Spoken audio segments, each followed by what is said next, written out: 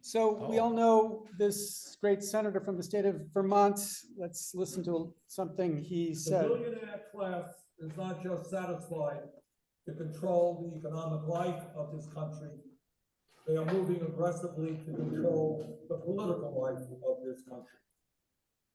So while ordinary Americans get the right to vote, they have one vote, the billionaire class, as a result of this disastrous Citizens United Supreme Court decision, they have the right not just to cast one vote as a citizen, but to contribute hundreds of millions of dollars into super PACs who will elect their friends and defeat their political opponents. Now, if anyone in America thinks that is what American democracy is supposed to be about, well, I have a strong disagreement with you.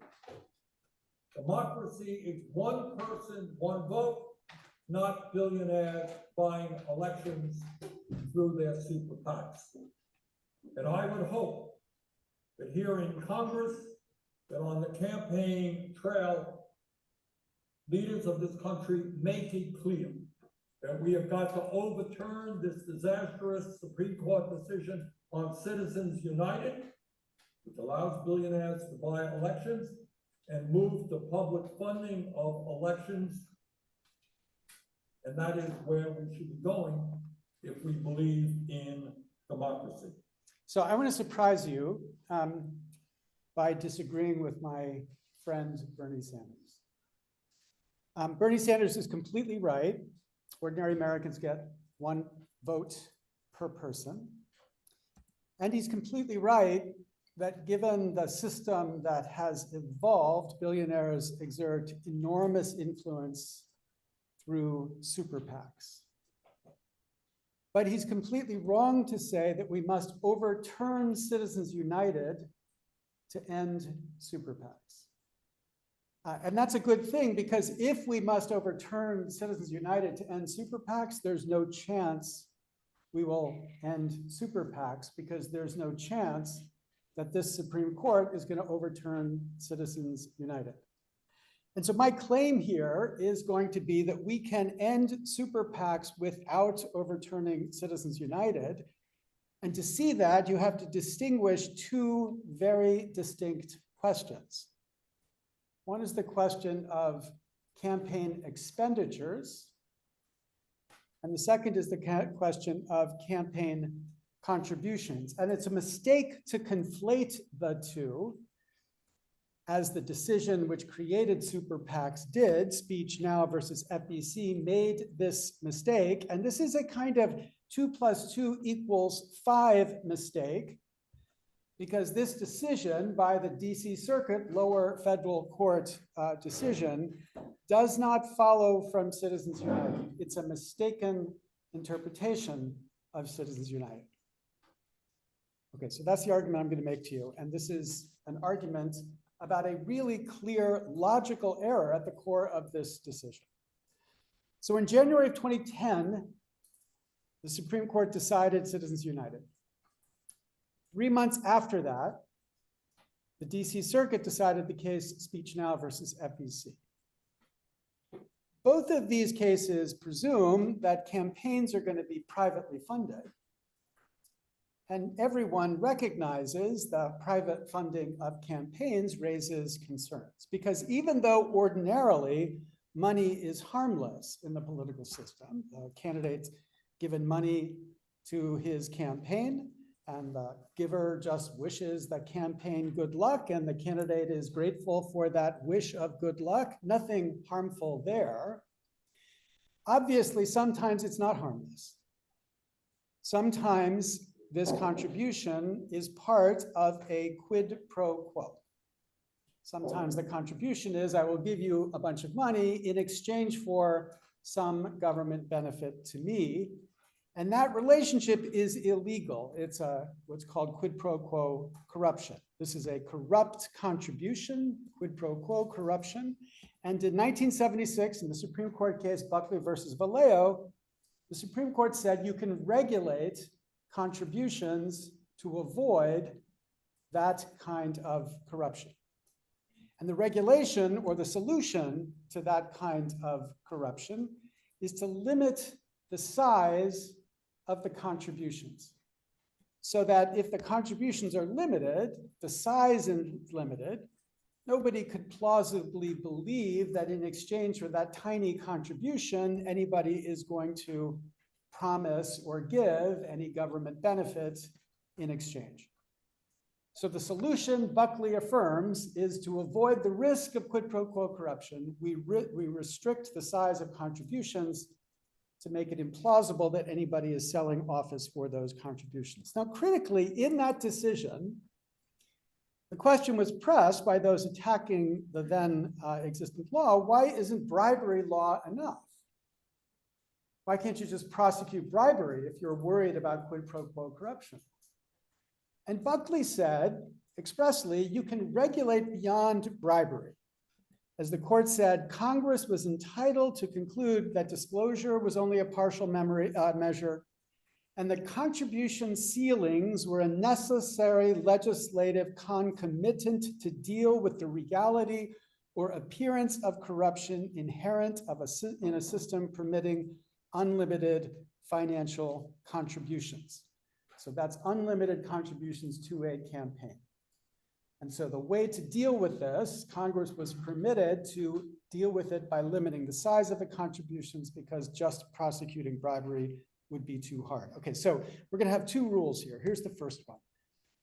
If there's a risk of quid pro quo corruption, then regulators may regulate. That's point one. Here's point two.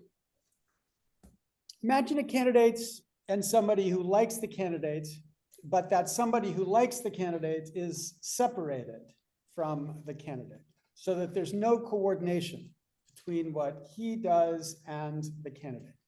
We could say that speaker is independent of the candidate. Now, if they are independent, then you could say there's no risk of quid pro quo corruption between them. Or think about it the other way around. If there is a quid pro quo, then as the Supreme Court said in Citizens United, by definition, they are not independent.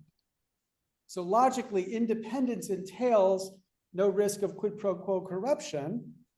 And so the question that was raised in Buckley and in Citizens United was, could independent speech be limited constitutionally in a world where the only grounds for limiting speech is the risk of corruption?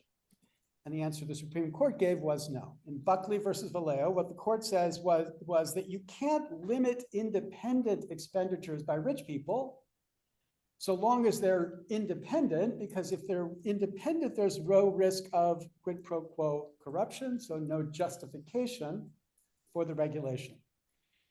And then in Citizens United in 2010, the court extended that reasoning.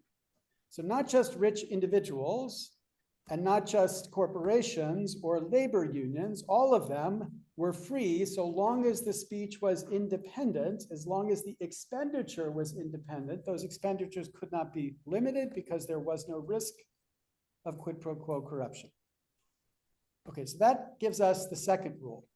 It follows, not as a matter of logic, but it is what the court asserts. If there's no risk of quid pro quo corruption, then you may not regulate the political speech. Okay, now stuff gets interesting.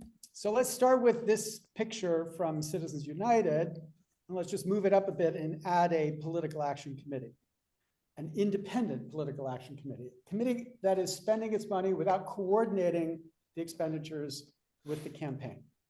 So an independent PAC has to raise money in order to be able to spend. So imagine a rich guy comes to the independent PAC and says, look, I will give you $1 million if you promote these candidates who are going to support the widget bill. And let's say the PAC says, great. So there's a quid pro quo with the rich guy in the PAC. Is there anything wrong with that quid pro quo? Is that quid pro quo regulable? Well, the answer is, if you assume that's the way the money gets into the PAC, separate from the candidate, then no, you can't regulate that contribution to the independent political action committee. Because if it's just a quid pro quo with the committee, that isn't a legitimate interest for the state to regulate because there's no quid pro quo with the politician. The essential logical necessity is that there's a risk of a quid pro quo with the politician. And so what this picture describes is not the quid pro quo with the politician, it's just a quid pro quo with the PAC. And if this is the only grounds that you can regulate, and if the implication of this is that there's no risk of quid pro quo, you may not regulate. This is why the DC Circuit, 3 months after Citizens United said, you can't regulate the contributions because there's no risk of quid pro quo corruption with the contributions. As the court wrote, in light of the court's holding, the Supreme Court's holding, as a matter of law, logic, that independent expenditures do not corrupt or create the appearance of quid pro quo corruption, contributions to groups that make only independent expenditures also cannot corrupt or create the appearance of corruption. The court has effectively held that there is no corrupting quid for which a candidate might in exchange offer a corrupt quo. So given this analysis from Citizens United, we must conclude that the government has no anti-corruption interest in limiting contributions to independent expenditure groups such as Speech Now. So unlimited contributions were therefore allowed, which is the birth of the super PAC. And once the DC Circuit, thought of as the king of the circuits, had spoken, a whole bunch of other circuits around the country within the next 3 years followed suit. Okay, I want you to see exactly why the DC Circuit and all of these other circuits were wrong. Plainly, obviously wrong. And so here's why. Let's go back to this picture. And let's adjust this picture just a bit. Let's put the rich guy over here next to the politician. And so imagine the rich guy says to the politician, hey, Senator, I'll contribute $1 million to your super PAC if you'll promise to support the widget bill. And imagine the politician says, fine, I will promise to support the widget bill. So this is the pattern now. Well, this is a picture of quid pro quo corruption. It's a promise given by a politician to do a favor for someone in exchange for that money going in the direction the politician has requested. This is quid pro quo corruption. And so this picture of quid pro quo corruption suggests you should be able to regulate that relationship. So this is actually a picture of the relationship of one of my favorite United States senators, Robert Menendez from New Jersey, who in 2015 was indicted for this precisely. What the government said in 2015 was that Robert Menendez promised a millionaire favors in exchange for that Florida millionaire giving money to Menendez's super PAC, a quid pro quo involving a contribution to a super PAC. And he was indicted for that, but his lawyers had the chutzpah to file a motion to dismiss and said, this thing you've indicted me for, the DC Circuit says cannot happen. And so therefore I must be innocent. And of course the court kind of chuckled at that and they went ahead with the prosecution. The jury didn't find him guilty, but the point is this shows the mistake that the DC Circuit had made. There is a risk of quid pro quo corruptions when you have contributions to a super PAC. Not every contribution to a super PAC, but there is a risk of that corruption.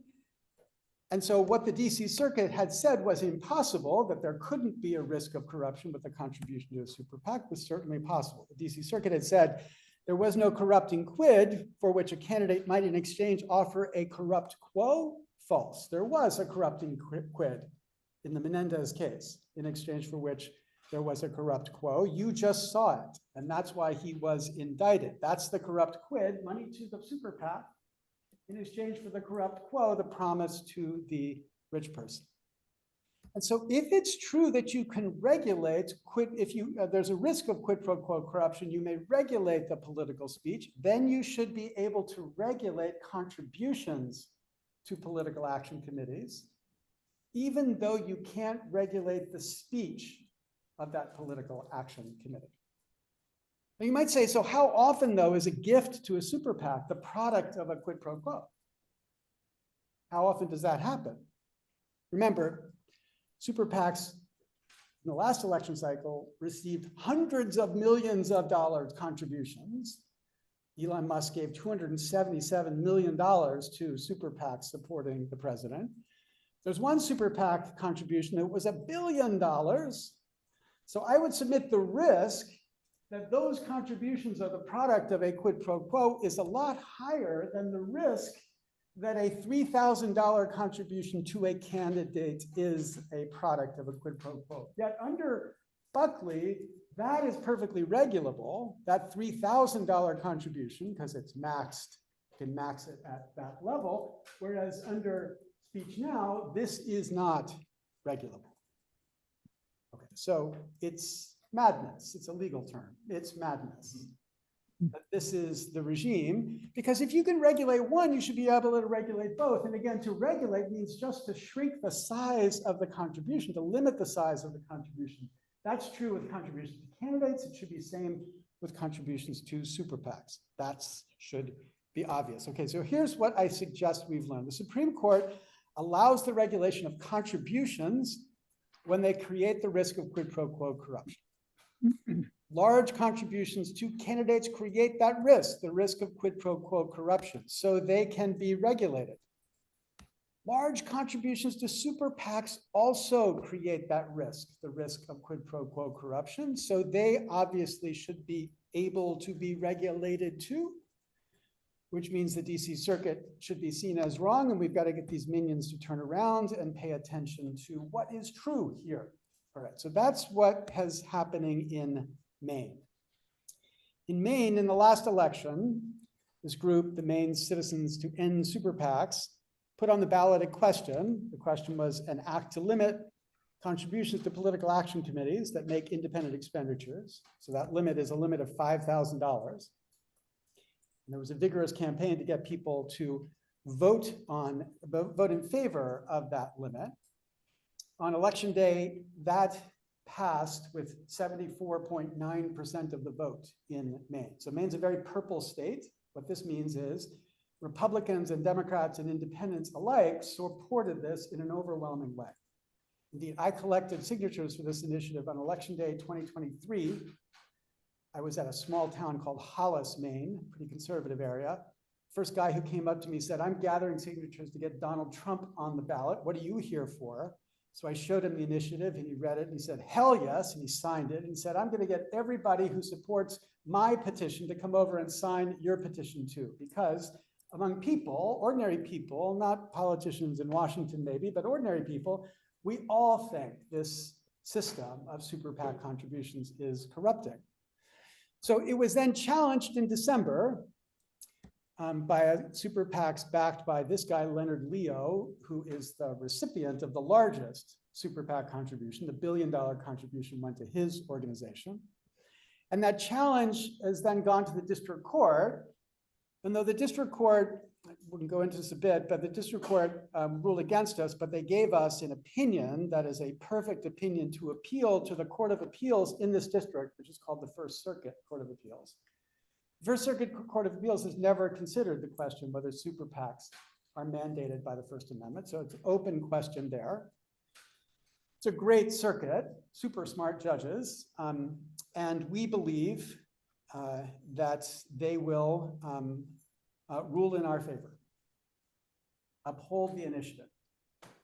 And if they rule in our favor, then the Supreme Court must take the case because it will have created a split between the circuits, among the circuits. And in the Supreme Court, the argument that we will make is not what Bernie Sanders said.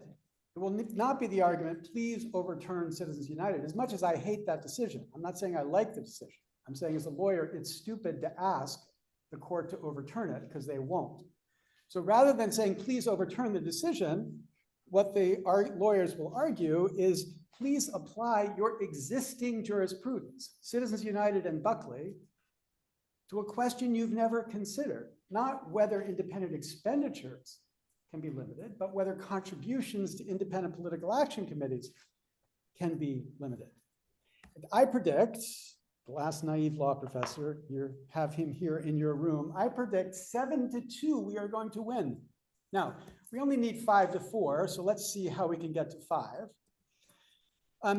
The three quote unquote liberals on the court have already signaled they agree that you can limit contributions to independent political action committees, so they're easy.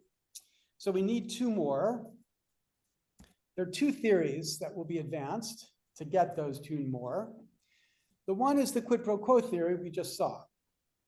And the essential argument is this picture shows you why even if the speech is independent, meaning there's no risk of quid pro quo corruption, the contributions are not necessarily independent, meaning there is a risk of quid pro quo corruption, and under your existing jurisprudence, that means you should be allowed to regulate the size of those contributions. And I predict we will get the Chief and Kavanaugh on the basis of that argument.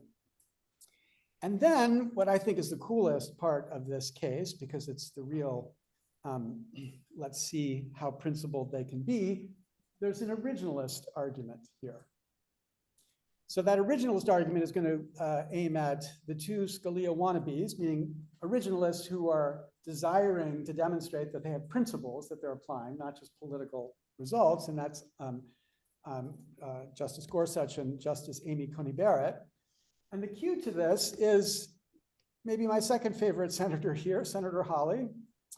Senator Hawley in 2023 introduced a bill to reverse Citizens United. And when he introduced that bill, right-wing Republican senator from the state of Missouri, what he said was, as an originalist, there is no original meaning giving corporations the right to make political contributions, and it's warping our politics. It's giving them incredible power, and I just think it's a big mistake. And what he was signaling is that actually, under the theory of originalism, and I clerked for Scalia, so I knew a little bit about this theory. Under the theory of originalism, there is no question that a regulation like this is constitutional. And there are 2 ways to see that argument. There's a simple version of that argument, which Justice Thomas has been raising in the context of New York Times versus Sullivan, the case that gives newspapers immunity, except if the speech is reckless or knowingly false. And what Thomas says is, look, New York Times versus Sullivan is nothing more than policymaking dressed up as constitutional law, to which I want to say, have you ever read Buckley versus Vallejo? There is no decision that is more clearly policymaking dressed up as constitutional law. But when he looked at New York Times versus Sullivan, he said, the question we should ask is not what the good policy is, it's what the framers would have said about the First Amendment immunizing a newspaper from defamation charges. And he said they would have had no special immunity, so therefore there should be no immunity today. Well, if you follow the same strategy about campaign finance regulations, you would say that they certainly would have permitted this kind of regulation by the citizens of Maine without any clear showing of any risk, because that was their view of the First Amendment. We submitted a brief by Jonathan Gnepp, who's got a fantastic book about originalism, and his view about the First Amendment, reading by the originalists, clearly is easily correct. Then there's a more subtle argument, less radical, and that argument is, if you can regulate, if and only there's something called corruption, that's what Buckley said, that's what Citizens United said. There are many meanings of the word corruption. That's what Breyer said in his dissent in a case of corruption. But if there are many meanings, what an originalist should do is pick the meaning that constrains the judges, because you don't want the judges to be allowed to just pick whatever meaning fits with their own personal political preference. Scalia said the way to do that is to restrict the judges, to pick the meaning that fits with the original meaning of at the time that the amendment would have been adopted. So what would that original meaning have been? Well, at the time of the framing, you should distinguish between the corruption of individuals, like a congressperson, and the corruption of an entity like Congress or like Parliament. And the framers were obsessed with saying that Parliament, the British Parliament, was corrupt, but by that, they were not talking about bribery. They were not talking about super PAC contributions. They were talking about the fact that the entity of Parliament had become corrupted because the king had the capacity through something called rotten boroughs to essentially pick the representatives who were going to come to Parliament. So the system was supposed to be independent of the king, but the crown could, through rotten boroughs, basically pack Parliament with members that would be favorable to the king. So the institution was corrupted, not the individuals, the institution. And if that's your conception of corruption, then super PACs are an example of that kind of corruption, corrupting the institution, not necessarily corrupting the individuals. And indeed, we did an account. We went back and we looked at every time the word corruption was used at the original, at the framing context. We found overwhelmingly, when they were talking about corruption, they were talking about the corruption of an entity, not an individual. Their normal way of talking about corruption was the corruption of entities or institutions, not individuals. Of course, they thought about it, corruption of individuals too, but that was the primary way they thought about corruption.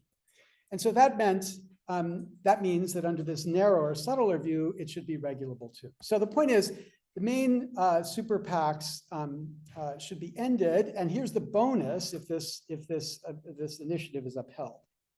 Federal super PACs would be ended as well, and here's why. If speech now is reversed, the logic that justified speech now would also be reversed.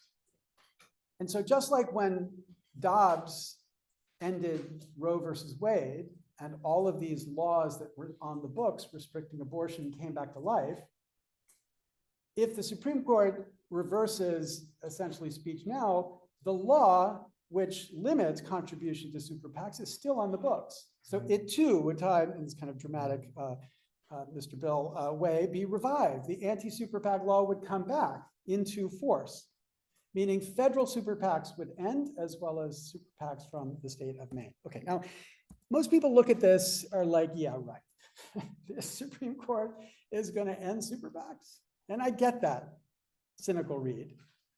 But I think it's a cynical read informed mainly from looking too simply at the Supreme Court. I think it's a wrong read because the politics are actually against super PACs right now. The politics as in partisan politics and also institutional politics. Partisan politics in the sense that super PACs no longer actually favor one party over the other.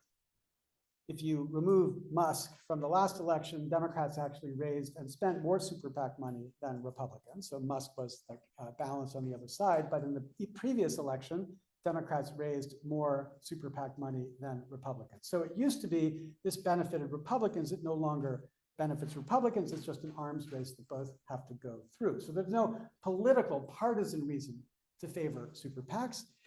And institutionally, if you could say to the Chief Justice, look, you don't have to give in on any of your principles. You don't have to say we were wrong about Citizens United. You don't have to modify your doctrine at all. You can say, under our principles, it turns out super PACs are not constitutionally mandated. And the whole nation will say, huzzah, huzzah, because they will love, like 75% at least, will say, this is great that we've ended super PACs. So the institution has a chance to do something that's consistent with their principles, but that would still earn the respect and love of the public in a context where the public has become extremely cynical about the court.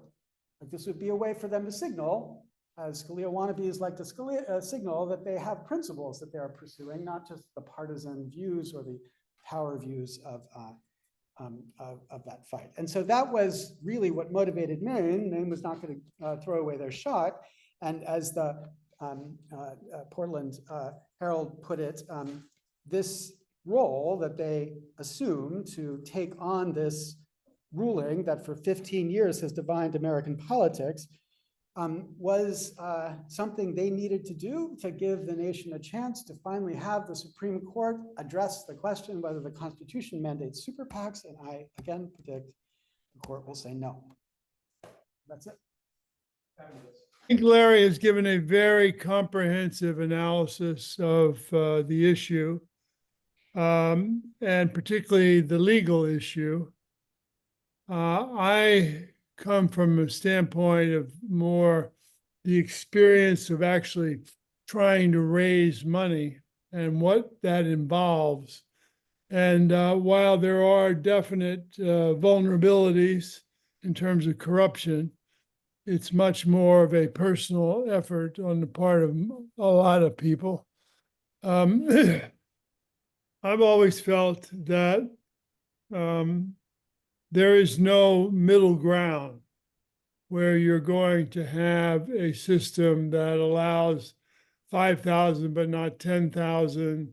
Or you're going to have super PACs that can do one thing and individuals that can do another thing.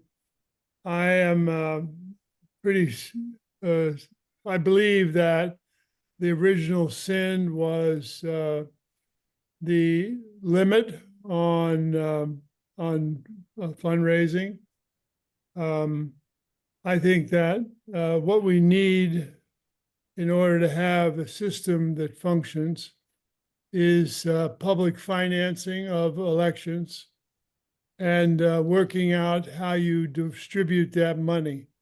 I do not think that any of the mid areas, some are better than others, but from my standpoint, ultimately at the end of the day, it's going to be, the system is going to work better if you have public financing of elections. That's where I've come from for many years, and I've been through the whole system, both as a senator and as a presidential candidate. And I've been in a lot of living rooms trying to raise money from rich people, which is where you have to go to raise money under the current system. Or I've talked to a lot of groups who are ideological and make their contributions based on a particular point of view. That usually come in smaller amounts. But I think that those are all second best answers to letting the public finance the elections and then think through clearly how you're going to enforce those limits.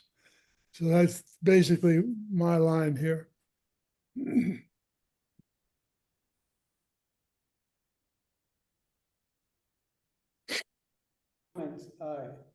So, I mean, Bill Bradley has been fighting this fight longer than anybody in the room. I've been fighting the fight for 18 years, but he's been fighting the fight much longer than that. Can you speak up, Larry? Sorry. So you can't hear me now? No, it just. Okay, so I was just saying that he's been fighting the fight longer than anybody in the room, and he's absolutely right. The only ultimate solution is public funding. We had presidential public funding during the general election for every election between Richard Nixon's last election and Barack Obama, who gave up presidential public funding. And he promised the first thing he'd do is to fix the presidential public funding system, and he never tried to fix it. But under presidential public funding, once you've qualified, you basically raise no more money and you just get a check from the government and you spend that check to compete. And Ronald Reagan never would have been elected without public funding, because that's what turned him into a viable candidate against the sitting incumbent, Gerald Ford. But the point to recognize about public funding is the movement for public funding was really taking off until super PACs appeared. And once super PACs appeared, reformers said, the problem with public funding is it now seems to be a waste of money. You can give money to the candidates, but then the super PACs come in and drowned them out. So it's hard to live with public funding because you can't mandate it under the Constitution as it's been interpreted. You can only make it an option.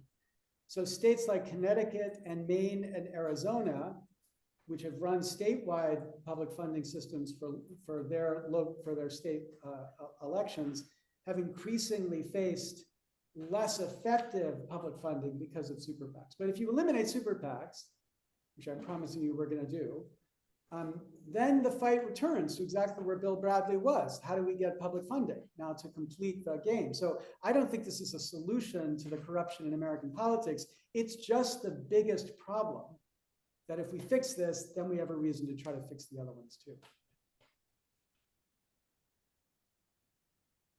Bradley, you want to comment on that?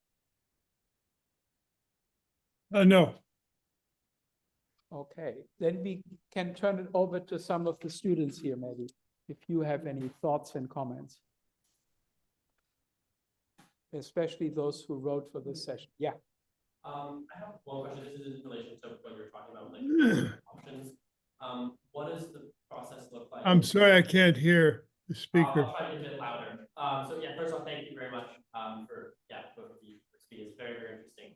I'm very curious, like, what is the process for bringing this like to the Supreme Court, and like, what is like, how does one, as like an independent advocate, like pursue this? In Washington. Yeah, so the question was, how do you get this to the court?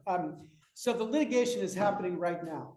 When the initiative was passed, this super PAC backed by Leonard Leo challenged it. The Attorney General of Maine is defending the law, but I recruited Neil Katyal, who is a superstar Supreme Court advocate. He's the guy who just won the case stopping Trump's tariffs, to join the case. Indeed, when I reached out to him, he avoided my calls for a month. Finally, when I got on the phone with him, he said, Lessig, it's a loser. I don't do loser cases. And I said, just have lunch with me, Neil. So he took me to the shittiest restaurant in Washington. And halfway through the lunch, he said, holy shit, you're right. I can win this case. And I don't take cases I can't win. So we then intervened on our behalf. So it's now the Attorney General and Neil who are defending it. And we are writing the briefs right now for the First Circuit. Then we'll be in the First Circuit. So if we win in the First Circuit, then for sure the Supreme Court will take it, because they have to. If we lose in the First Circuit, there's a 5% chance or 10% chance the court will take it, because the argument we'll make is, look, it's kind of astonishing that the most consequential money in elections today is money that's there without the Supreme Court ever once considering whether, in fact, the Constitution requires that money be there. It's just never been before the Supreme Court before. Eric Holder was the Attorney General when Speech Now was decided. And this is the problem. Lawyers don't think about the dynamic consequences of their decisions, well. So Eric Holder decided not to appeal Speech Now to the Supreme Court. And the reason he did that is that he said the category of speech, independent expenditures, was very small. So there's no reason to worry about this category. Okay, maybe there's no limit to the contributions, no reason to worry about it. But what he wasn't thinking about is the reason the category was small was, why would you give money to an independent political action committee if the size of your contribution was limited to $5,000? Why not give it to a direct political action committee? Because then your return would be much greater. So nobody would give to the independent, they would give to the direct. But once you remove the limit, it's the obvious loophole that then creates the incentive for people to give millions and millions of dollars. In the last election cycle, 75% of the money super PACs raised came from contributions of $1 million or more. So this is just the obvious channel through which rich people now direct our politics. Any other? Yeah, I just had a question. Sorry for confusion. Oh, can you hear me? Also, I think No, no. So I'll repeat the question. Okay, Okay. repeat. Yeah. Oh, okay.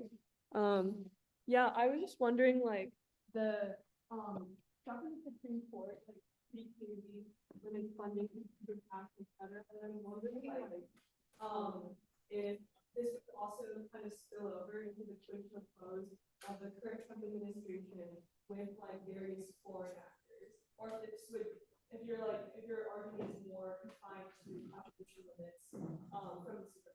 Yeah, so the question is whether a decision in our favor would have implications for the corruption inside of the Trump administration. And I'll tell you, strategically, as a lawyer, you don't want that suggestion to be raised. You want to frame this as if this is just about funding of campaigns. It has no implication for the president, because whether consciously or not, there are certain allegiances among judges that they're not likely to want to trigger. So we won't say that it would. And in fact, what's striking about the president is that the kind of corruption that's going on with the president is pretty flat out, directly, clearly illegal in the sense of the gift quid pro quos that are going on. And if you look, for example, at the pardons, like he's got this bizarre pattern of pardons. So first of all, he pardons almost every politician who has been prosecuted for corruption.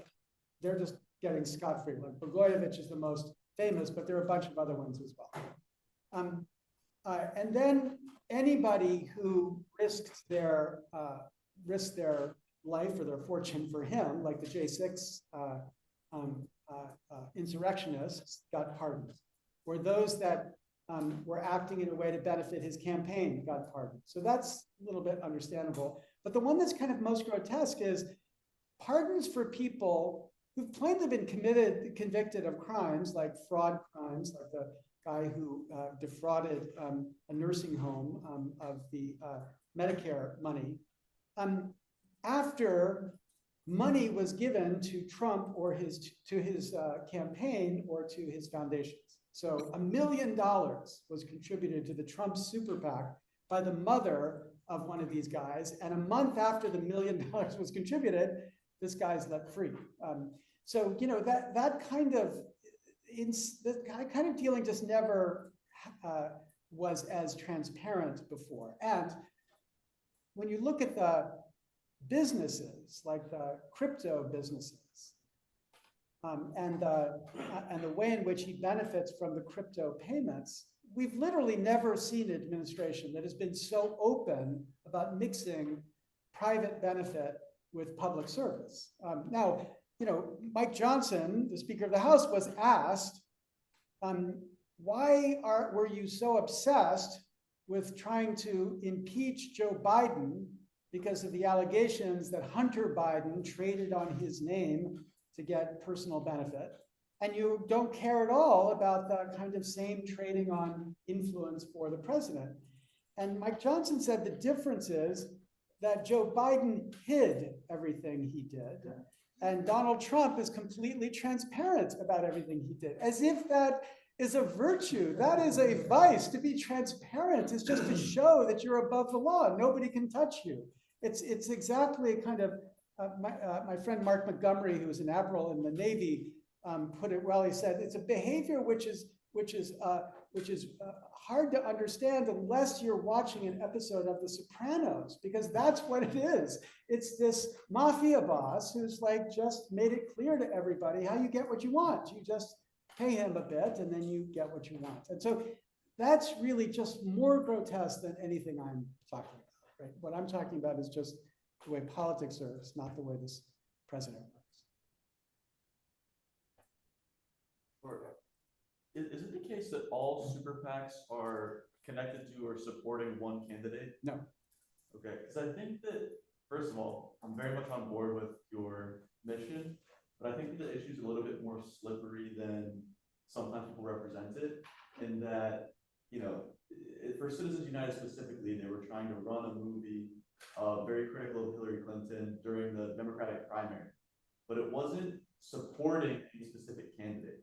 And so when you talk about super PACs that are not specifically supporting any candidate, the issue of speech, I think, becomes more complex and gray. Because if you were to run a documentary about how great tariffs are, and that is Trump's, you know, a major part of Trump's platform, but to regulate that as campaign contributions when it's not directly connected to the candidate, I think it's a little bit more slippery.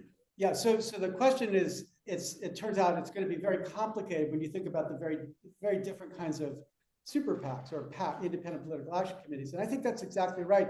And that's when Bill Bradley said, you know, what we ought to have is public funding. And then he said, and then work out all of the limitations that we need to enforce to be able to make that work. What he was pointing to, because he has experience with this kind of legislation, is it's a hard line to draw in many cases. And so it's not going to be like a simple, everything's easy, black and white. And in this context, I think the risk of quid pro quo corruption is obviously high when you have a single candidate or single party super PAC. It's not as high when you've got a kind of general issue independent political action committee. And so it might be the court will eventually draw a line that says, well, maybe you can't limit environmental, independent spending, but you can limit spending that has some direct or obvious relationship to the benefit of a candidate, because there is the risk of quid pro quo corruption.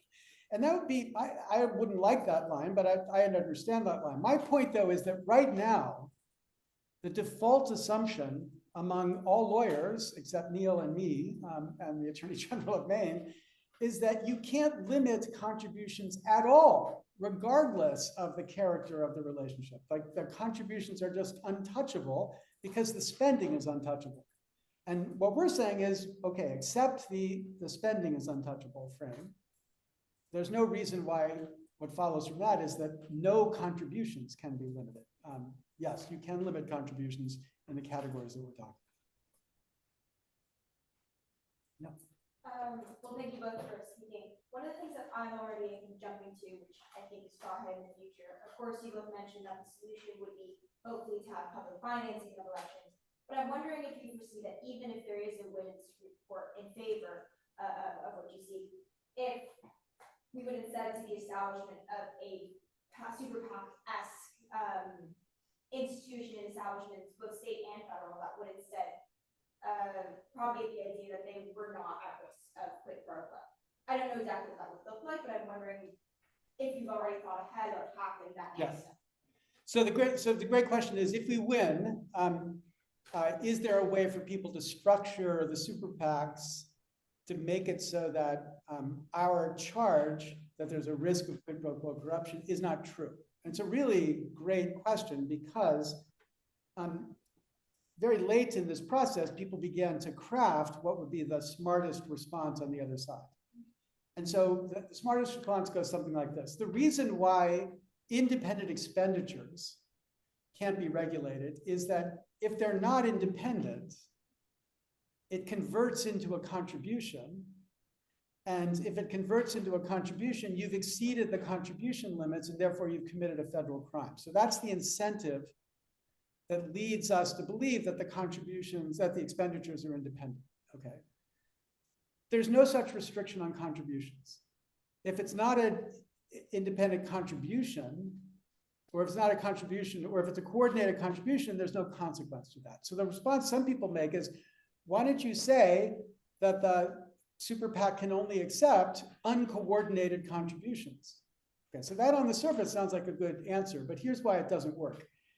A super PAC can make sure that its expenditures are independent by telling its staff, don't talk to anybody from the campaign, don't watch what the campaign is doing, don't read the reports of the campaign, just keep yourselves independent. So it can police its own behavior, and it can certify it's actually independent. But when it receives a $10 million check in the mail, it has no way to know what led to that check being sent to them. They have no way to understand, like, what were the dances that went on to get that check into the super PAC's mailbox. So they have no effective way to police the behavior before the money shows up, which means that the state has a legitimate reason to say, we still are worried about the corruption, even if you say they can't have coordinated money. So that argument won't work. One thing that would work is they could just say, let's eliminate the limits on contributions to independent political action committees. They could repeal the law that Speech Now overturned.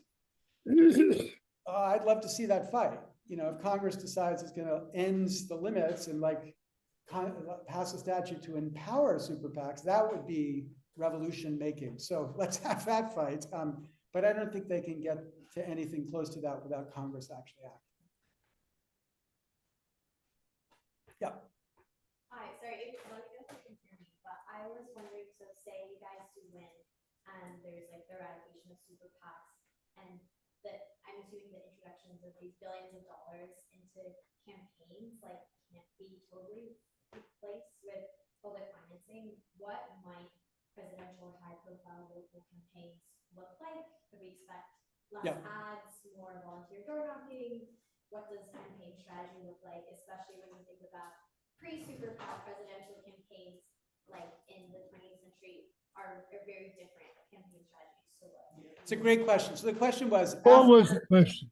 Yeah, so just after if we win, and super PACs disappear. So in the last election cycle, something like $7 billion disappears from the field.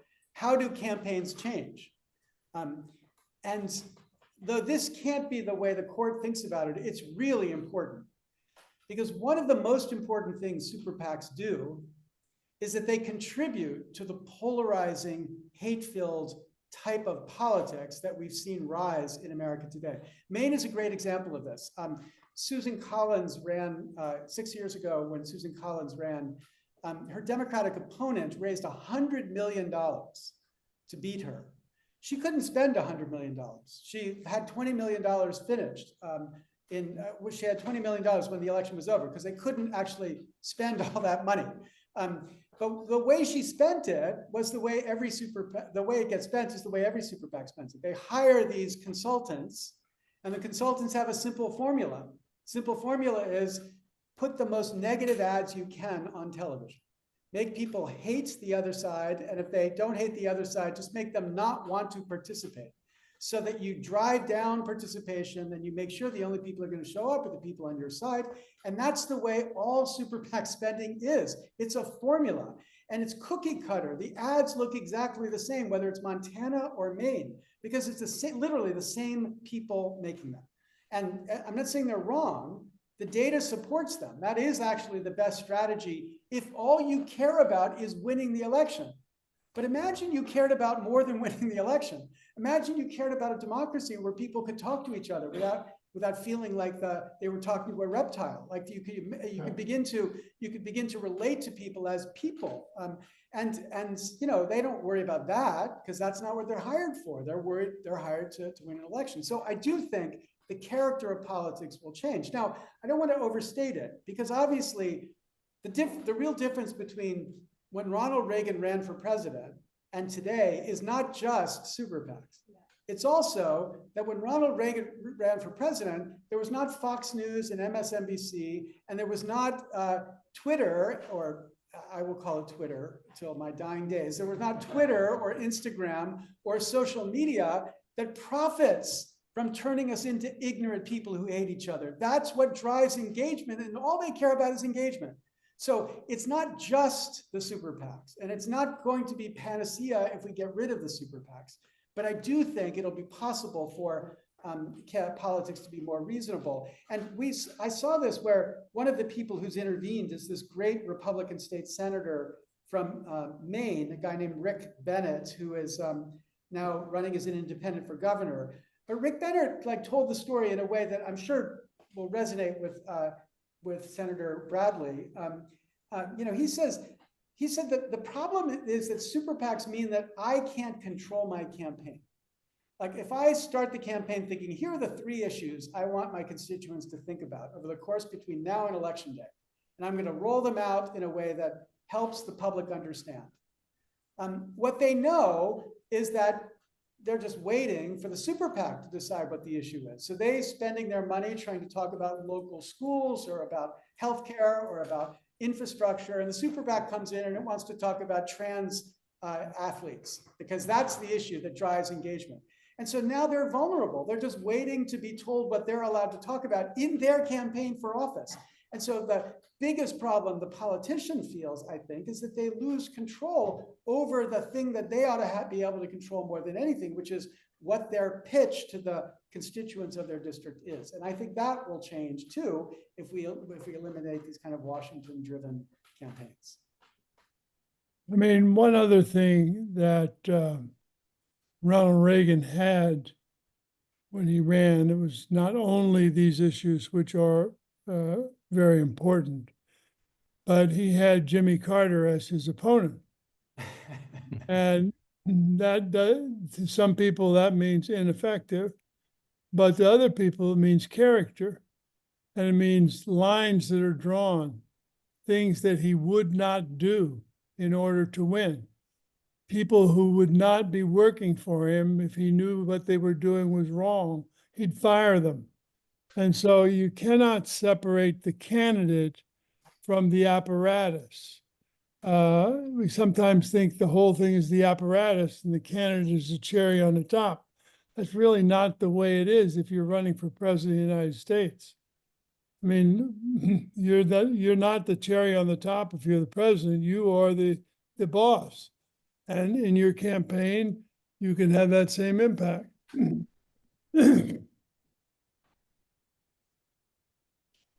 just building on that point, I mean, I think this is a very important proposal, and I think, it's great that we have lawyers working hard on it. Uh, but there's something about the technical nature of the proposal that doesn't do justice to the 1933 situation that we're in. And from my standpoint, we have basically, I was on TikTok this morning exchanging messages with Elon Musk.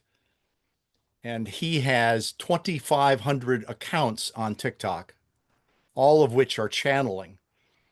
Tomorrow, we will hear the announcement that Larry Ellison's son has acquired TikTok. Since I got on it 2 years ago, it's completely changed into a channel that's basically right-wing media. The same thing, of course, is true of Twitter, and NPR and PBS have been shut down. We have this effort by the part of the mainstream media to placate Trump, just the way law firms are doing. So I guess what I'd like to do is to ask Senator Bradley, from his perspective, is this is a crisis of democracy. How do we rise to this occasion to deal with the fact that we have not only campaign finance distortions, but an enormously wealthy billionaire class that is able to have its way with the media, a group of large corporations that are meeting in the White House the way, if you read the book Order of the Day by Eric Vuillard, the top 30 firms in Germany met with Hitler in the in March of 1933. Most of the top 30 law firms in this country have signed up to donate more than $1 billion of legal fees to the Trump administration. We have internationally, foreign powers exerting influence in this country like never before. So, I mean, there's a sense in which this kind of legal approach is admirable. I think it's worth pursuing. Nobody would say, it's simply a Band-Aid. But in a sense, it's like going to dinner and being served pictures of food, given the fact that we are right in the middle of a constitutional crisis. So, Senator Bradley, what are your thoughts about how we address that situation?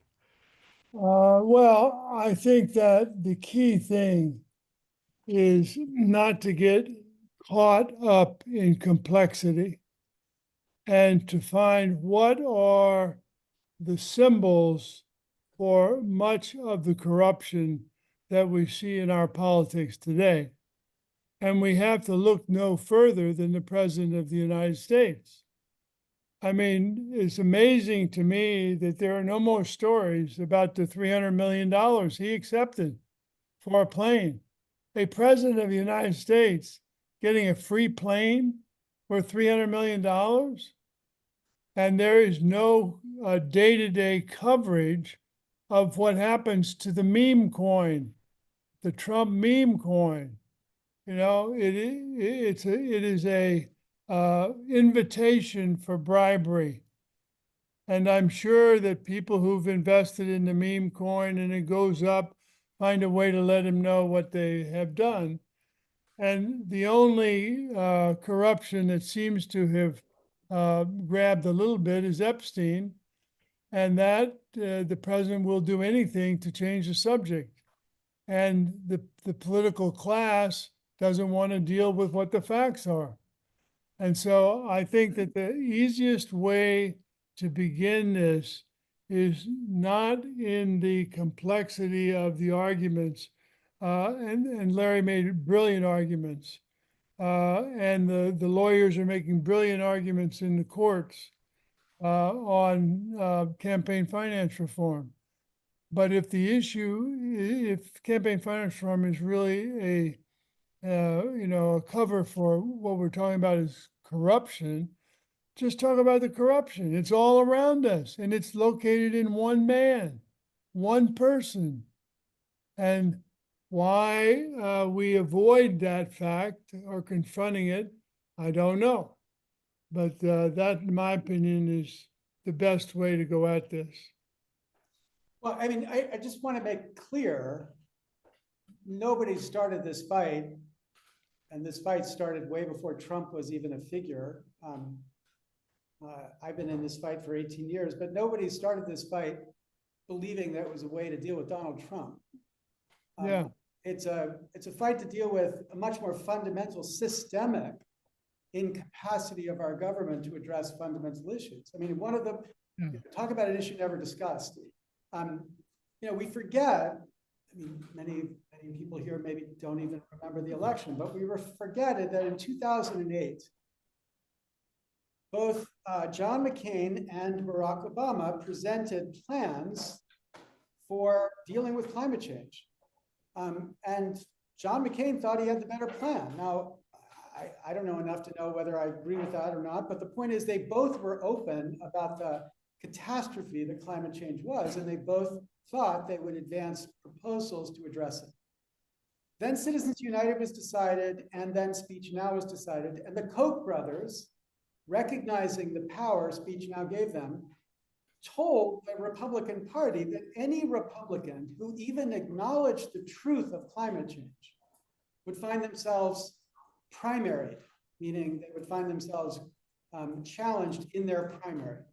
And almost overnight, the party went from a party that was acknowledging the truth of what I think of as one of the existential threats that we face to a party that couldn't even acknowledge the facts behind that truth. So I think that, to the extent you want to say that this is not addressing Donald Trump, I would say if all you think about is Donald Trump, you're not going to address the more fundamental systematic reality of the government that can't address the wide range of problems that we have in our country. I mean, think the last election, I think, was turned on trans rights. I mean, for God's sake, we don't have climate change legislation. We don't have healthcare. We don't have any addressing of the inequality in our country. Those issues aren't discussed. We then instead discuss these issues, which we know can be driven by this insane amount of money. And so I just think we have to be able to walk and chew gum at the same time. I don't think there's any doubt this is the most corrupt president we've ever had. I also think there's no doubt there's nothing that's going to be done about it, because you're not going to have an impeachment. You're not going to have a conviction in a Senate with 2/3 of the Senate. That's just not going to happen. The Supreme Court has erected an enormous immunity doctrine around everything he does. So I don't deny it's a huge problem. So my response to that is I take your point, and there are much bigger issues, but I'm saying there's a difference between the corruption on a basis of issues and then the personal corruption. Yes. Of somebody getting $300 million. No, that's never happened before. That's incomprehensible to most people. Somebody benefiting from a meme coin to the millions of dollars. Billions. Or billions of dollars. That's never been done. It's done before. The public might be immune to that, but they're not immune to Epstein. And to the extent you can convey the connection between these three kinds of corruption, you have at least an opportunity to get attention on the deeper systemic corruption that you point to. No, I agree with that precisely. That's again the reason why I think the Supreme Court will be in a really difficult position to rule against us, because the public can't distinguish between the corruption we're talking about and the corruption of the president. So if the Supreme Court rules against our effort to address the corruption we're talking about, that will seem like they're ruling in favor of the corruption that everybody sees the president engaged in. And that will be difficult, institutionally difficult for them to do. But I totally agree with you. These are distinct issues. And you know, we got to be able to work on different issues at the same time. Larry, is there more that we could do? Let's say getting New York litigators involved in helping you filing supporting briefs, or having Well, is we've there got- anything to be That's a done great, to? yeah, so there are two things we're doing. We need to raise the resources to fund the litigation, number one, but number two, we're doing great work with amicus briefs. So Mark Cuban is going to write or be the lead on what we're calling, that won't be the name of the brief, but we're calling it the billionaires brief, which is the billionaires basically saying, look, we didn't ask for this power. We don't think we should have this power. And here's why we think you need to take this power away from us. There's a great group called Issue One, which is working with the Problem Solver Caucus, which are politicians, both Republicans and Democrats, who are going to write a brief that basically is taking the line Bill Bradley was just taking to explain just how this poisons the political process and why super PACs need to be removed for that reason. We've got a business person's brief of businesses who are saying basically super PACs drive crony capitalism, and it weakens capitalism to live in a world where this kind of corruption is there. And then there's a whole bunch of, we're trying to persuade Senator Collins, and Angus King is easy to persuade, but the two main senators to basically say, let the Mainers speak, because this is part of it that's just so outrageous. 600,000 Mainers vote for this. It's the largest number of people that voted for anything in the history of Maine. No politician has gotten 600,000 votes. No initiative has gotten 600,000 votes. And then these judges come along, and on the basis of talk about abstruse theories, these theories they're made up, they slap down the ability of 600,000 Mainers to say, stop this corruption. And there's just something outrageous about the way this plays out. And I think part of the answer is that these people voted 74% against corruption. Yes. Right. Well, but what are they for? And once you say what you're for, you get into a legal argument that requires courts, that requires this, that, and the other thing. The answer to what you're for has to be simple. And that's why public financing is a simple answer to a problem that cries out for a simple answer. Might not be the ultimate best answer, but it's certainly one that people understand. Yeah, and of course you pressed public funding. That was what you did as a politician. I also, if you want to know, my high point was 42 votes. Right, but the high point today would be 6, I think, for public funding. Well, we got close. McCain was on the other side helping. Yeah. Right. But I just want to make it possible for public funding to be an idea again, because right now, yeah, no, I agree. It was very interesting. The papers that were written by members of the class, by the way, I thought they were excellent. Yes, congratulations to whoever assigned them and all the students that wrote them. They were really helpful and interesting. But they raised the issue there, right there. Okay, you have to have an answer that is clear. Yeah. Yes. So I just wanted to ask about the legal case itself, some of the arguments at play. So maybe sort of a few different simple questions. So first is what do you think the probability is that the court returns Buckley, and how does that affect the calculus of the plausibility of the arguments? Because maybe some reasons might actually be helpful if it's on original grounds or otherwise. And then the other question is actually connected to what you said. I wonder, are you thinking about making any what you might call fair arguments about, well, if the original meaning is just uncertain, there's this general political Scalia was very much fond of, which is that you don't overturn democratically produced statutes when you only do that when the Constitution is crystal clear. That's when, otherwise, if it's unclear, you don't have the right as a group of Harvard and Yale lawyers to change what sort of overrule what the whole country thinks. Yeah. So I guess I'm wondering, because it seems, I know that's not as popular with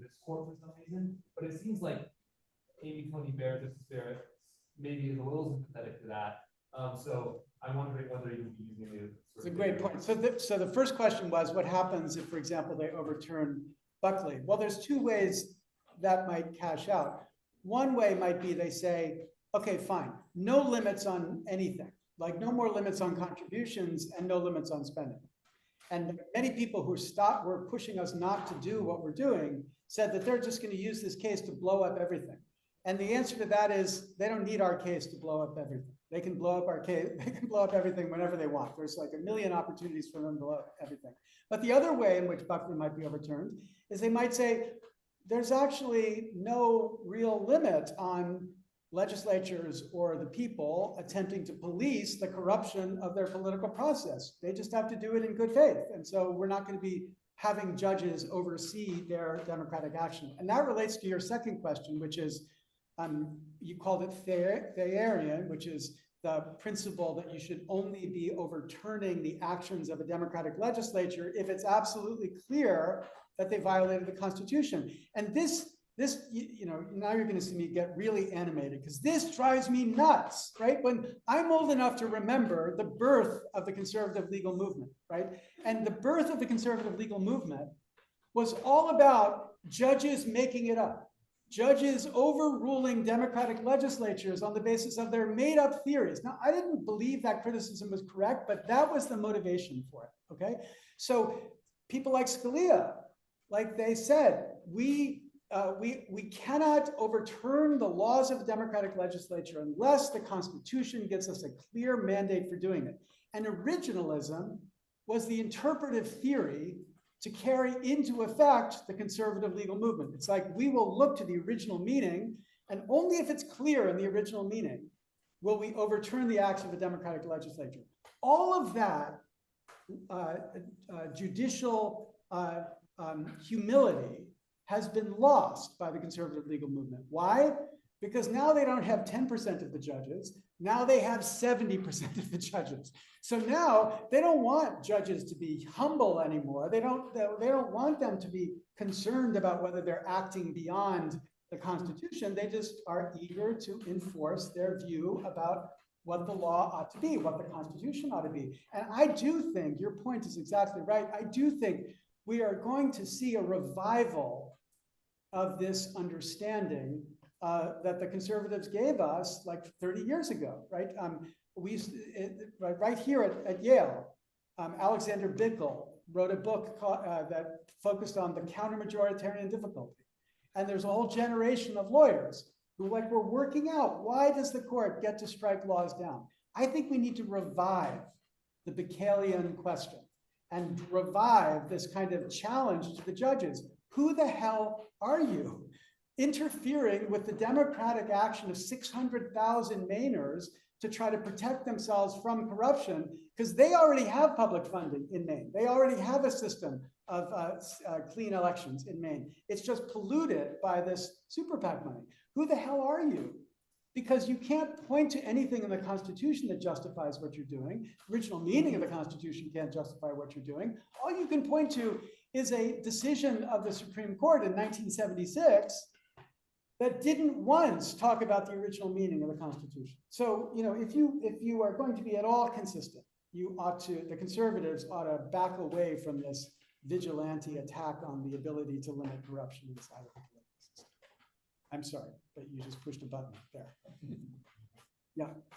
Assuming that you win, and assuming that like all of the things that we've talked about, the Trump administration being overtly corrupt stand true, what are some like potential pitfalls you see coming from the Trump administration to your victory?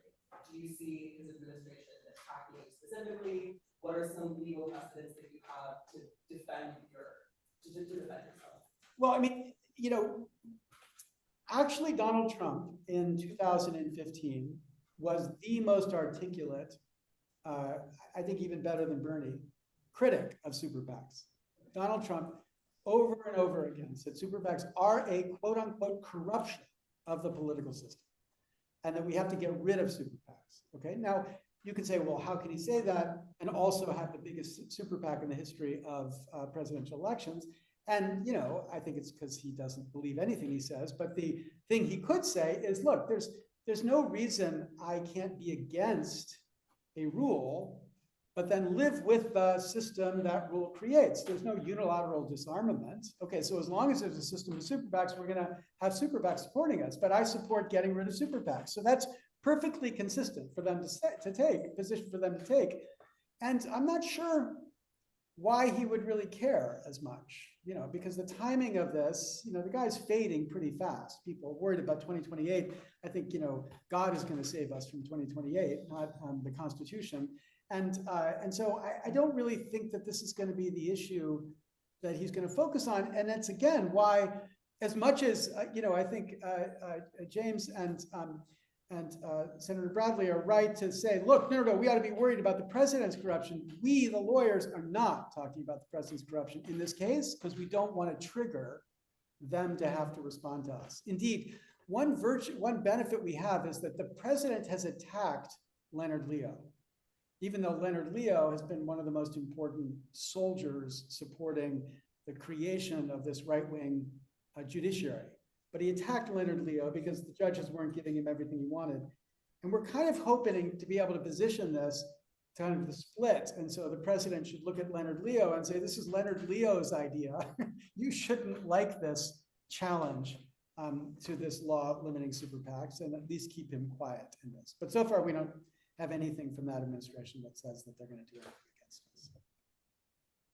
Larry, could I ask one more technical question? We have Rockland County, New York, being the only case that's still alive with respect to contesting the November 2024 electoral count. Yep. And I gather they're still undergoing discovery. It's not going to change the outcome of the 2024 election. But in fact, if you look at the numbers, this election was very closely decided by at most 250,000 votes in 3 states, Wisconsin, Michigan, and Pennsylvania. And so I'm wondering, what have we, this country is unique, I think, in having a very messy electoral process, voting process. What's the outlook for that from your perspective? And should we be paying more attention to getting it right the next time? So the answer is absolutely we should. And after every close call, there's a reform panel that proposes what's to be done. The challenge is that our system was set up as a federal system. So elections are presumptively run by the states, and the states run their elections in very different ways, depending on the state. And so for the federal part of that, Congress would have the power to direct the states to set up a regime that lived up to certain standards. But that would cost money. And what we've seen is there's not the political will to actually deliver on it. But I would certainly support that should be a component of the reform that this system needs. Does Trump have the power to ban mail-in voting? No. And I was actually talking to the Colorado Attorney General's office today because you saw that he announced that he was moving Space Command from Colorado to Alabama, and he gave us the reason mail-in voting in Colorado. He said he doesn't like mail-in voting, so he's going to move Space Command out of Colorado, which is, my view and Colorado's view, that's an unconstitutional act, because the Constitution gives the states the right to design their election system however they want, but it gives Congress the right to pass laws to override their decisions, at least with respect to federal elections. But Congress hasn't passed a law here. Congress hasn't said you can't have mail-in voting. It's just the president usurping Congress's power and saying we're going to take away the mail-in. He wants to stop mail-in voting everywhere. And so they're challenging it as a violation both of separation of powers and also a violation of federalism. Now, again, it won't be decided before the midterm elections, but he absolutely has no constitutional power to affect how states run their elections. But going forward, what are the 3 or 4 things we should be worried about anticipating bad behavior, bad faith on the part of the White House Yeah, And I think the biggest thing to fear is that we've not yet seen an institution willing to stand up to the man. Yeah. You know, you already remarked about the 9 law firms that caved in and gave him $1 billion. 30 law firms. Well, that line 9 have signed settlements, but is it more than that? That's what I'd seen. 4 who have. Okay, yeah, no, I mean, of the top 30 law firms, there's only one that did not agree to a deal. So, Okay. but yeah, Whatever, it anyway. shouldn't have been more than one. So we have a whole bunch that gave him $1 billion. We have the universities, you know, so far Harvard has held the line. I'm not sure they will hold the line all the way. It's clear that California universities will hold the line, but that's just because Gavin Newsom will not allow them to cave. We have the billionaires who all cave to his power. The most outrageous is the media. The idea that 60 Minutes paid $16 million to settle a lawsuit, which should have entitled the lawyers who filed it to $16 million in penalties, because it was a completely baseless lawsuit. But both, you know, CBS, ABC, Twitter, Facebook, all of them caved and paid him money. Amazon paid his wife more than $50 million for her bioptic film that will be on the Amazon network. You know, so what I don't think we would have predicted, and I think your number 1933 is an important frame to hold. I think in 2015, if you had asked any of us, would every strong institution in America cave to somebody like Donald Trump? I don't think any of us would have predicted this. I think all of us would have predicted that people would have the integrity to stand up to it. I mean, I understand business caving, like, because they're just in it for the money. But the idea that universities cave, or that news organizations cave, or that lawyers cave is just so inconsistent with their self-conception. But all of them just made this calculation, the calculation that everybody makes when facing an extortionist. And that is, it's cheaper to cave than to fight. And Trump is a skilled extortionist in the sense that he always sets the price so that it's more rational to give in than it is to fight. And so that's the behavior you've seen everywhere. And I think it's a real indictment on character of who we are, like the idea that people would so easily believe that's the right thing to do. It's not reassuring that 2 of the world's leading experts on the history of fascism, who were at Yale University, have decided to go to Toronto. Yeah. With some language to the effect that this is the time to leave. I mean, I think that's appalling, but that's what's happening. It's also the time to fight. So some countries in the West, in Europe and elsewhere, that have this election process right, that we can learn from and possibly use as a model. Yeah, I mean, there are a lot of countries that have it right, and they have it right because they have a nonpartisan election administration system. I mean, the insanity of the United States is that, remember the 2000, I mean, most here don't remember, but I remember the 2000 election, and the idea that you had a partisan Secretary of State who was the campaign worker for George Bush, deciding how the state would be counting the ballots. Now, no other sane democracy runs it like that. They have real bureaucrats who are independent of either party who are actually administering it. And then there's the technological layer. Brazil has extremely efficient elections because they have an extremely efficient technology system that is not run by private companies who are providing technology nobody's sure whether in fact is honest or not. That's what's the fight that's actually going on in New York right now, where the allegations are that the machines were hacked with the cooperation of the owners of the machines. And that's an astonishing charge to make. But they've developed a technology which is transparent and reliable enough that they can decide the election within 24 hours. They know precisely how many votes were cast. So it's not hard to know what we should do.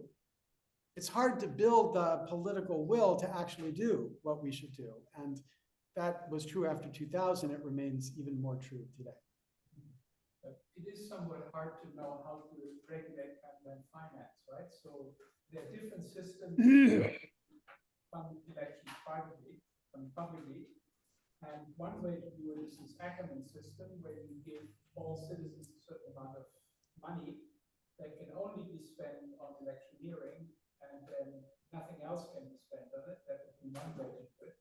Another way is simply to give money on the basis of their performance in previous elections and so on. Do you have a favorite? Yeah, so the question is like, what is the right public funding system? The European, so every mature democracy, almost every mature democracy relies on essentially public funding of some form. Most of them rely on party funding, which would be very hard to implement in the United States, because we don't have parliamentary systems in the same way that other countries do.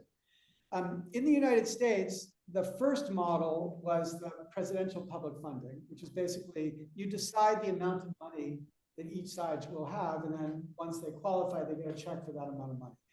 That's hard to move down the political system, because obviously to run for Congress in Utah is different from running for Congress in New York. So what those numbers are is very different.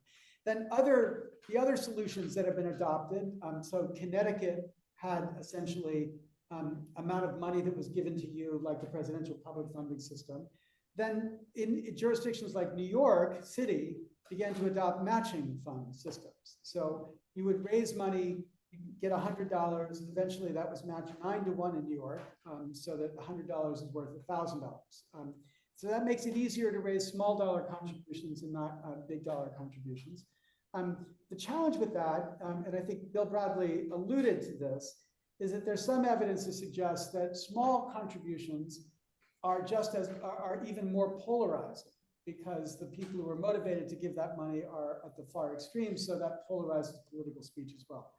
The alternative to that is Bruce Ackerman's proposal, which I gave a talk out in Seattle and about the Ackerman proposal. And one of the guys at the talk said, we're going to do this in Seattle. So Seattle now has a voucher system. And so everybody running for state office, for city office in Seattle can accept vouchers. Every voter in Seattle gets a packet with 4 $25 vouchers, and they can give them to the candidates to help them fund their elections. And so the events in Seattle now are basically block parties, where they ask people from the neighborhood to show up and to hand over their vouchers to fund that election. And it has had a radical effect on the character of who gives, who participates, and most importantly, we don't think about this a lot, who can run. Because if you have a system where you're dependent on what we used to call Rolodexes, but basically people who have friends who can give them money, turns out the people who have friends who can give them money are usually white male lawyers at big law firms. Those are the people who are most easily able to raise money. But once you have systems like vouchers, anybody can run in those races. So you see a much higher proportion of women running. You see a much higher proportion of working class people who are able to run. You have a much higher proportion of people of color who are able to run. So you've now shifted the system so that we can include more candidates and include more people participating. Now, the voucher system was then adopted in Oakland. Then Oakland decided not to fund it, so it doesn't actually function. LA is now considering whether to adopt it. And again, I think I've been part of the voucher movement. The biggest thing stopping it is super PACs, because the local jurisdictions say we're wasting our money. Like, we're going to spend money on vouchers instead of schools, when we know the money we spend on vouchers will just be swamped by the super PAC money. And I don't think that's always true, but I get the argument, which is why I think we got to start by removing the super PACs, and then we can revive this democratic public funding movement. Yeah. Do you see this having any sort of impact on the sort of two-party system that we currently have? You mentioned like who can run. So do you see maybe third parties, or maybe the dismantling sort of the current party? I can't hear the question. The question was, will this affect the two-party system? Will it encourage, I mean, if we achieve public funding, for example, will it encourage a wider range of people to run? So a lot of that depends on the details, because there are ways in which you can implement public funding that basically entrench the two-party system. So obviously, I wouldn't support that idea. But what it does do is it removes the dominant influence of money over both parties. So many people, in the last election cycle, there was about $160 million spent by democracy reformers to get ranked choice voting and open primaries. And I think both of those are great ideas. It turns out $160 million was spent. All of those proposals basically lost because they're too geeky, people didn't really get what that was about. Like, it's not the thing that really gets them. In Maine, they spent $500,000 and got 74.9% of the vote because this is something people really get. But with these other proposals, one of the other criticisms you can make of them is, okay, let's say you have ranked choice voting. Still, all of those candidates are looking to the same money to fund their campaign. So really, how different are people going to be able to be? If you have open primaries, okay, fine, you can have a wider range of candidates, but if they're still getting money from the same people, it's going to be a narrow range of views. Once you have vouchers and people get money from the public by basically saying, give me your voucher, then you encourage a wider range of participants, a wider range of views from candidates. And so, I think there's a lot of changes we need to make. For example, in the gerrymandering context, one of the best solutions to the gerrymandering problem is a proposal called the Fair Representation Act, which says that we will have multi-member districts with ranked choice voting. So multi-member districts with ranked choice voting means that you can have a wider range of candidates in a particular district who can plausibly win. If you match that with vouchers, I think you would have a wider range of people in Congress for sure, and that would be a good thing. But we won't, my view is, I don't think the money is the most important problem, it's just the first problem. You got to solve this problem, and then you can solve a whole bunch of problems afterwards. Professor Lessig, Yeah. I really enjoyed your book, Republic Lost. And one question I had throughout, just because the entire system now with super PACs and big money, it's so entrenched, you kind of have to play by these rules of the game.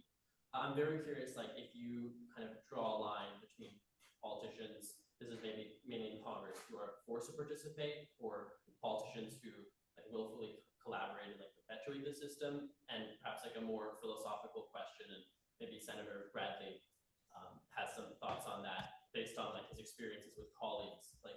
Question. Ethical in politics. Yeah, we can't hear it. Again, sorry. The question is, thank you for being an interlocutor, by the way. Yeah, there's some limits in the technology here. The question This is, is Yale, not MIT. It's okay. I can tell you MIT's worse. I've spoken at MIT many times. The question is, can you really be ethical in politics, given the way that these systems are funded? One of my favorite politicians who's passed on now, was a guy named Buddy Roemer, who was a Republican governor in Louisiana, but tried to run for president on an anti-corruption issue, and the Republican Party pushed him out.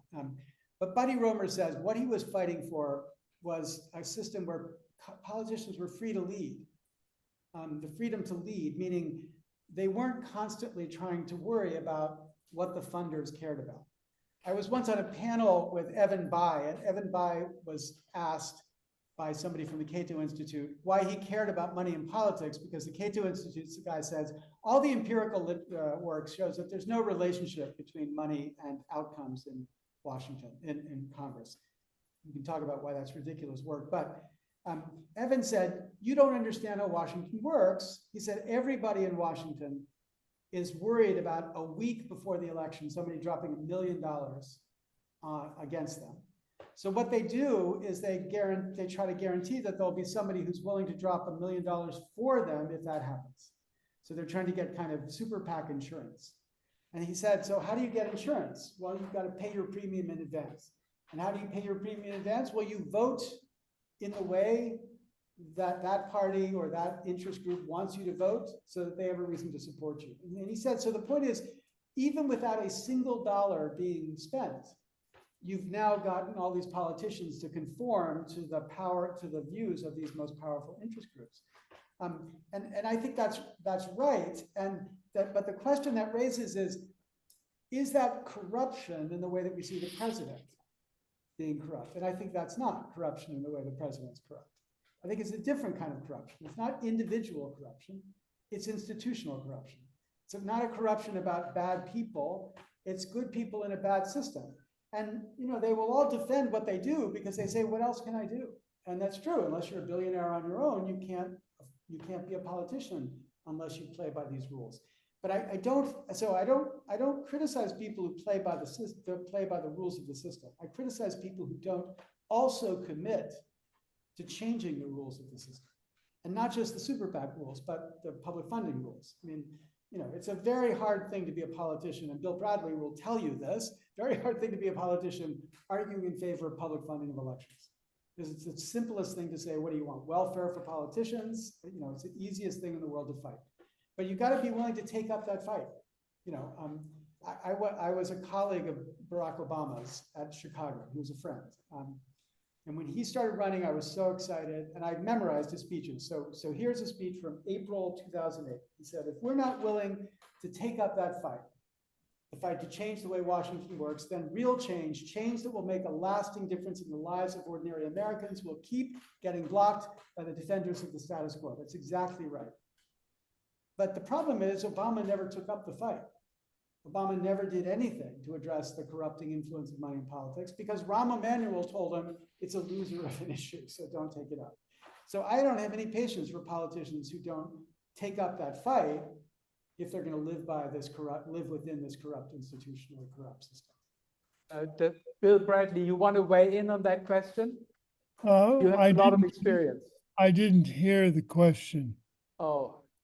What is the question? So the question again was, can you have a politician who is not corrupt living within this corrupt system? The answer to that is absolutely.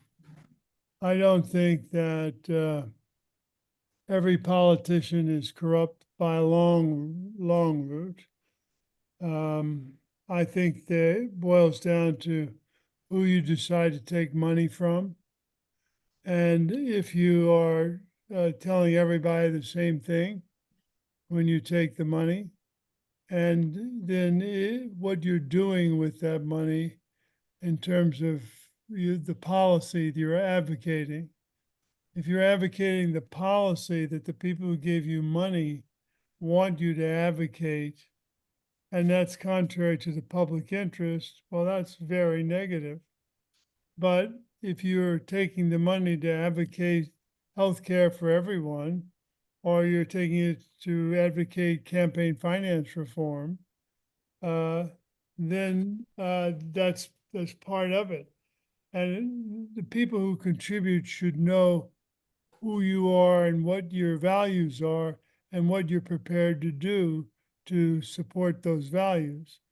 And it's pretty easy and very informative to say no to people and let it be known that you've said no, so that there is no quid pro quo.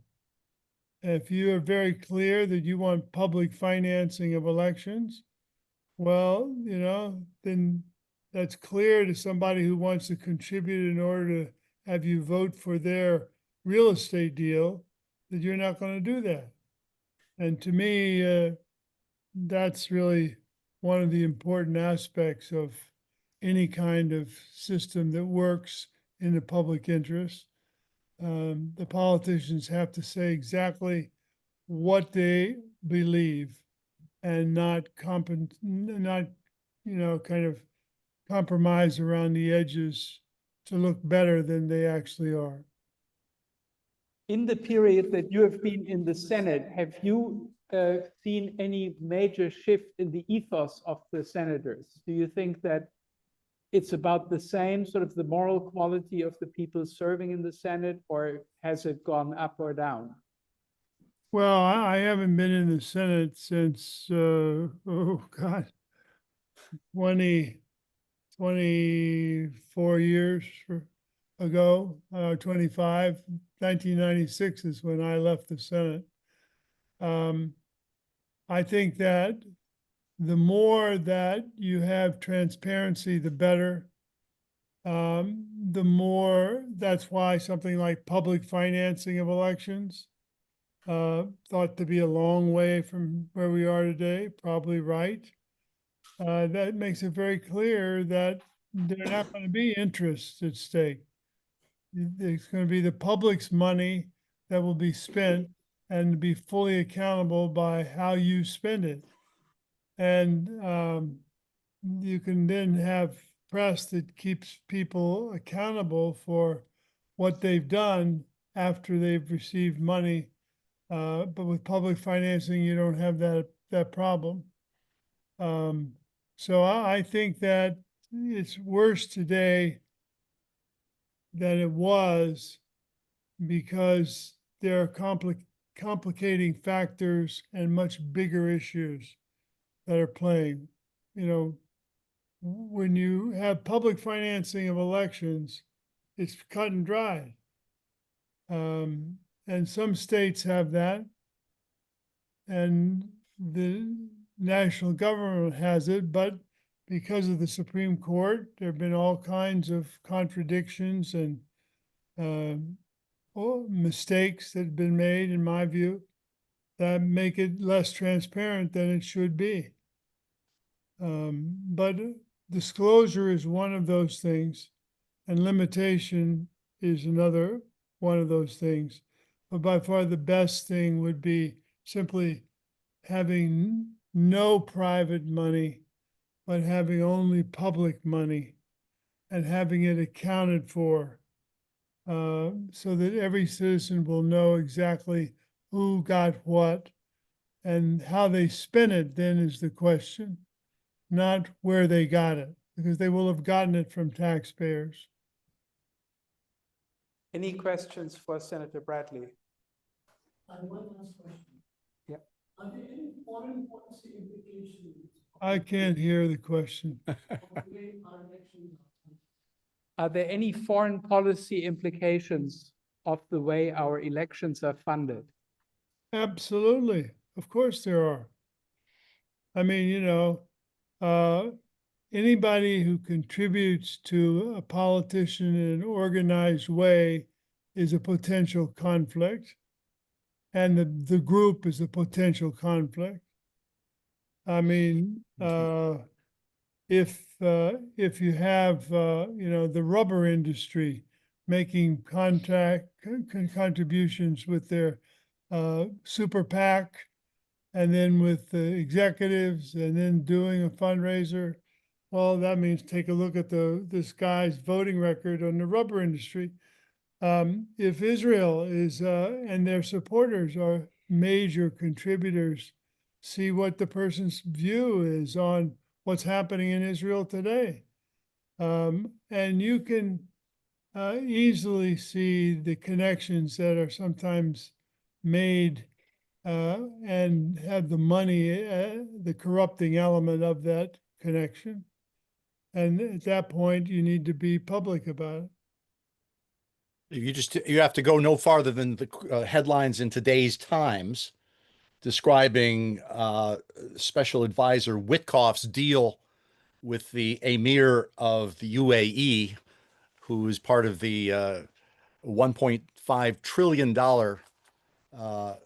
hedge fund, that sovereign wealth fund, and who's investing in Witkoff's private crypto company.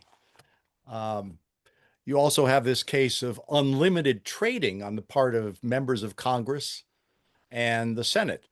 Senator Tommy Tuberville. I don't know what the history of that is, Bill, but Tuberville is a senator from Alabama. He's a Republican senator. He trades on average 7 times a day. Yeah, well, he's not a senator then. How could he have any time left over? I mean, basically, I mean, this is just speaking in my own case, but I made a decision that I would own no public stocks if I was a U.S. senator. So when I was elected, you know, by the time I left the Senate 18 years later, my assets had dropped dramatically because I had to spend down what I saved as a basketball player. But that's all right. It was pretty clear in what you owed and what, you know, who you were obligated to. So I can't conceive of being an active trader and being a senator. I can't conceive of there not being some conflict somewhere. There's a bill before Congress right now that's struggling to get a passage to ban that kind of trading, Yeah. but I doubt it'll pass. It's Any Anyway. last questions for the senator? We will, yeah. Hear me, What Mr. is this Bradley? picture we're seeing, by the way? What is that picture? Thomas, yeah. I think that's 1840. What is it? The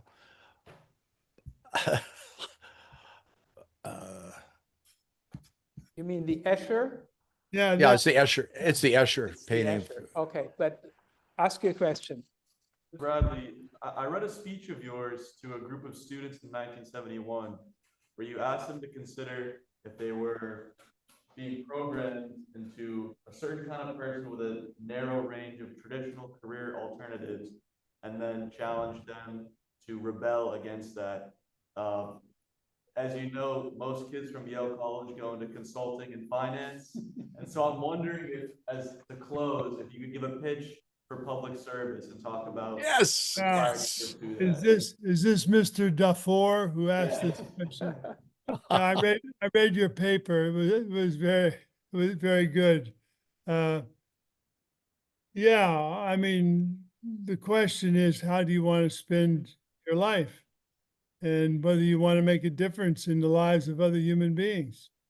If you do, you then have to get into the mix. And you get into the mix either working for a politician, running for office, or serving in government. And the mix should always be, you should be clear about what you want. When I got into politics, I knew I wanted to reform the federal income tax system. Well, that took me almost a decade, but we managed to do that. I knew I wanted to tear down some dams that were environmentally dangerous. We managed to do that. I wanted to establish an exchange program between the former Soviet Union and its republics and American high school students. We did that. So you know what your objective is. We've tried to do education programs. We tried to do that. And it was like there was the substantive aspect of life, and then there was the political aspect of life. And the political aspect of life was politics, politicians, and then money.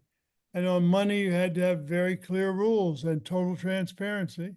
And there were certain people or certain companies you took no money from because you were willing to establish a set of criteria for your own personal, not to brag about to people, but just how you would conduct your life. And I think if we had that done by more people, you would have a better system, in my opinion.